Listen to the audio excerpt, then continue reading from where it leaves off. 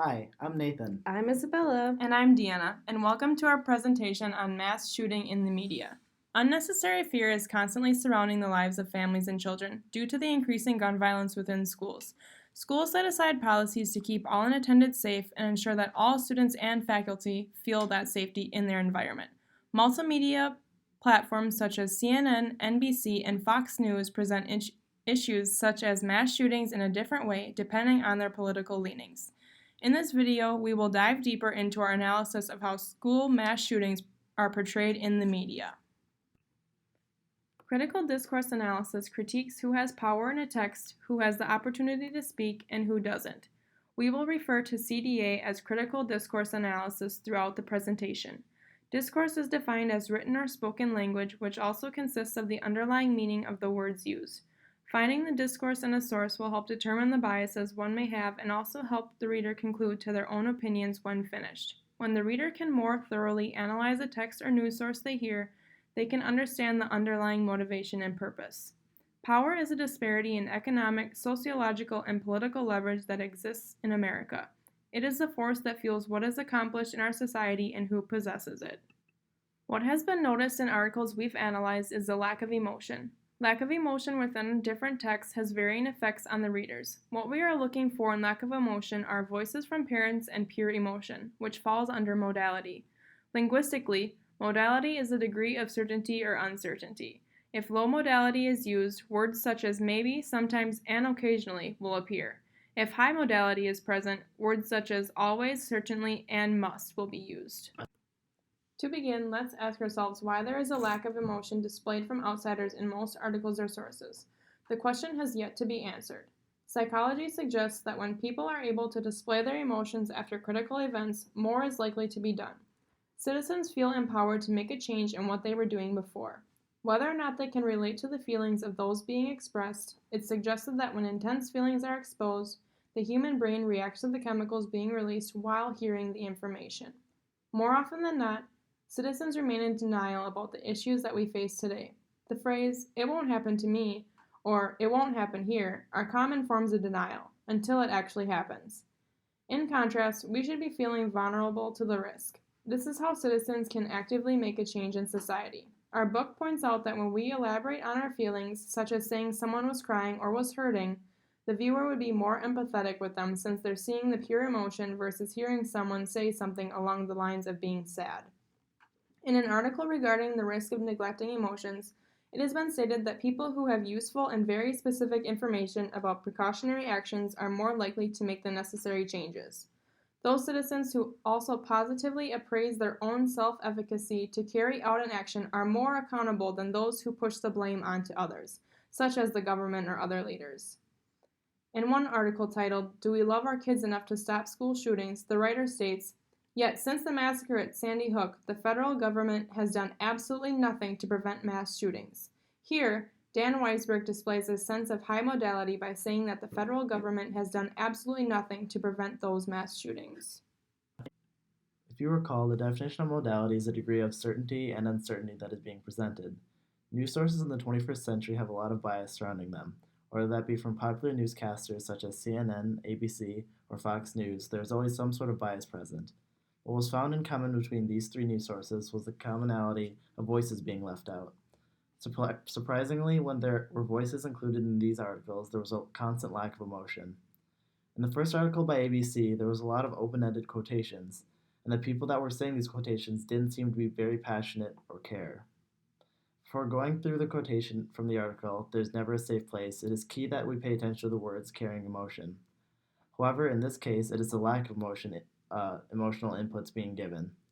A teacher responds to school shootings with the quote, "The shootings scare me the most, because school is where I'm at like 24/7. This is a clear example of how emotion is included, but it doesn't seem to carry a lot of intensity. Rather, it makes the subject feel removed. Moving on to another form of CDA, we observe the various degrees of modality throughout articles from CNN and Fox News.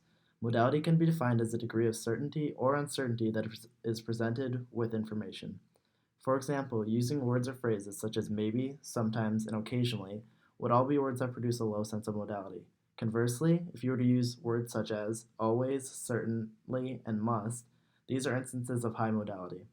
Let's begin by focusing on the Fox News article, where statements such as mass shootings tend to plan idea or carrying out a rampage, or at least encourage the idea in potential mass shooters. Going back to our definition of modality, we remember that it is a degree of certainty at which an entity speaks. In this case, there's a low sense of modality, seeing as a particular Fox News article used those two keywords of tend and at least. After identifying the degree of modality within this article, it is important to take the analysis one step further in discussing the effect it has on the reader. The low sense of modality leads the reader to believe that Fox News has no long-term plans to prevent mass shootings, as a result of using low modality and words of uncertainty to portray the issue. Moving on, Twitter is the type of social media where people's emotions run rampant. The explanation for this is because Twitter is a form of unfiltered media, where stereotypically people have the ability to say whatever they want. Various social media icons offer different responses to school shootings and gun violence. For example, Shannon Watts' Twitter says, "Children shouldn't be afraid they'll be killed on the streets of their communities, at football games, and their place of worship. And it's not just mass shootings and school shootings. We have traumatized an entire generation. No American community has been left unscathed." What you begin to realize on Twitter is that with the emotion comes a high degree of modality. However, since these are just opinions, it's hard to tell whether or not this is a false sense of certainty. Common phrases, not just in this Twitter post, where "shouldn't," "we have," and "no American community" are all examples of high modality. So, wait. Another quotation circulating Twitter was posted by Neil deGrasse Tyson, which resulted in an overwhelming response of anger, confusion, and disappointment surrounding the internet when he posted. In the past 48 hours, the USA horrifically lost 34 people to mass shootings. On average, across any 48 hours, we also lose 500 to medical errors, 300 to the flu, 250 to suicide, 200 to car accidents, 40 to homicide via handgun. Often our emotions respond more to spectacle than to data. What Tyson has done within this tweet is present facts with a high modality. What this does to the audience is move the emotion away from school shootings and transfers it towards other popular issues. By using a high modality at the end of the tweet where he says, "Our emotions respond more to spectacle than to data," again, a commonality that we have seen throughout these posts with high modality is talking without a plan. He has addressed the idea of all these issues, that mass shootings are less than, however, never actually proposes a plan to prevent them. Looking back at the previous article by Fox News, where we also saw similar patterns of high modality, but there's no future plan. Okay. A lack of emotion is especially highlighted in articles that focus on the viewpoint of politicians when it comes to our policies and laws on gun violence. In an article reported by the New York Times Democratic presidential candidate Pete Buttigieg commented on the state of school shootings in the country as a part of the July Democratic debates. He stated, "I was part of the first generation that saw routine school shootings." Mr. Buttigieg said, "We have now produced the second school shooting generation in this country. We dare not allow there to be a third." There isn't necessarily any notable emotion mentioned or that we can really pinpoint from the presidential candidate. He makes a vague comment on America's long history of gun violence, but his statement does omit a high modality. When you focus on the third sentence of his comment, he discusses not allowing things to continue. He isn't particularly specific about what shouldn't continue. Does he mean the lack of stricter gun laws or mass shootings in general? It seems like it barely glances at the surface or of any emotional depth. He doesn't specifically put to words any emotion he feels about the constant events in America. We must consider that Buttigieg is currently campaigning and his motives may lie in gathering voters that are willing to support him. He could easily benefit from a vague answer regarding potential policies when it comes to mass shootings. This is especially illuminating on why he instead utilizes high modality to discuss gun violence. Buttigieg has to be certain about issues that are on Americans' top concerns. He doesn't want to alienate one side of the issue that could be worrying about how gun violence could affect their right to have a firearm. Buttigieg has to gain as much support as he possibly can to secure the Democratic seat. If he were to display his emotions about the issue, he could stand to lose face regarding his more moderate opponents. This is juxtaposed by Mr. Bullock, the governor of Montana, who, although is a gun owner himself, agrees that there are points on both sides of the issue. Mr. Bullock falls on a different spectrum due to his personal experience into the consequences of our lax gun policies. He has lost a family member to tragedy, but despite this, as a public figure, he still relies on high modality. He stated, "I'm a gun owner. I hunt like far too many people in America. I have been personally impacted by gun violence. Had an 11-year-old nephew, Jeremy, shot and killed on a playground. We need to start looking at this as a public health issue, not a political issue." He acknowledges that the issue has a more emotional tie for the governor due to his loss. But the way he conveys this is so sanitized and the bare minimum of what we can account for emotion. He also showcases high modality in his command that we now focus on the topic as a public health issue for the nation. Both of the politicians emphasize the modality of their comments, but deny us any emotional payoff. Emotional response when discussing school shootings that have happened lately and the media tends to quickly discuss and then dismiss with the newest breaking news story. Sandy Hook was 7 years ago, and we've yet to break any ground to fully secure who has the privilege to bear arms. This article is contrasted by the current trending video this week. It is a PSA created by an anti-violence group called the Sandy Hook Promise. It is a group headed by two of the parents of fallen victims of the Sandy Hook shooting in 2012. It is a video that highlights our lack of emotional response to the number of shootings in our country.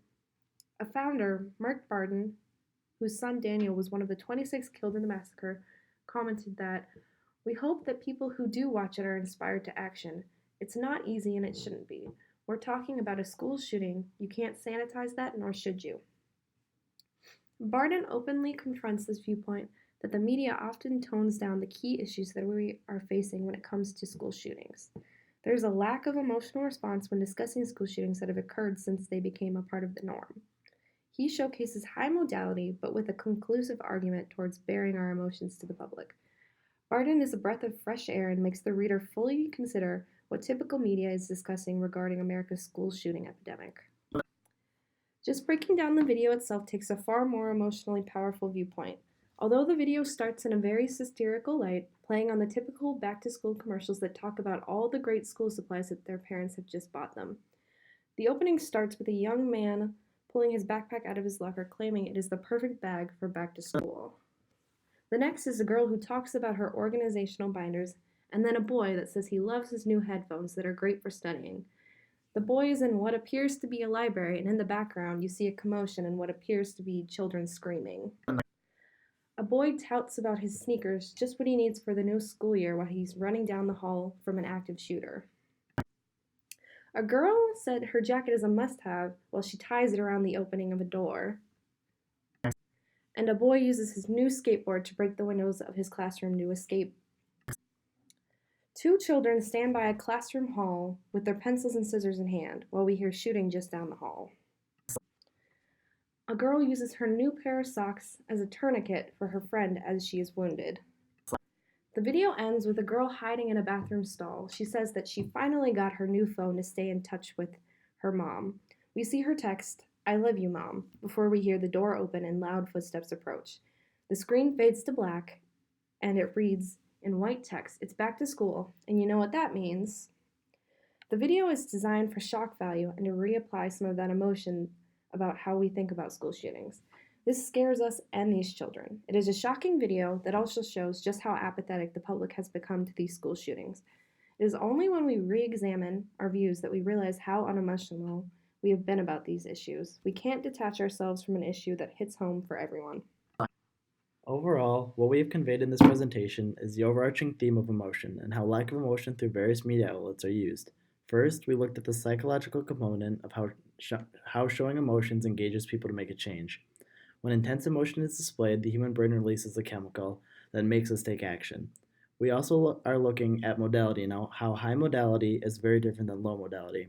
Looking at high modality, we saw a pattern of confirmation and affirmation. However, there seemed to be no future plans to stop mass shootings. Then, when looking at low modality, we saw that there was an associated lack of emotion.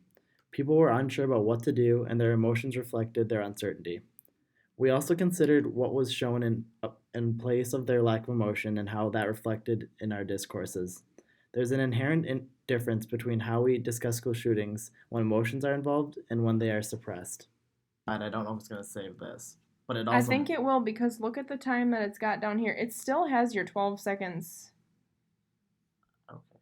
Well, where is this 114 coming from? Because that was 110. So should I click the next slide or no? Or should I exit show and see if it worked? So it's like we recorded this entire thing and it didn't work. So I feel like I should exit show just to see if it actually recorded your voice. Do it.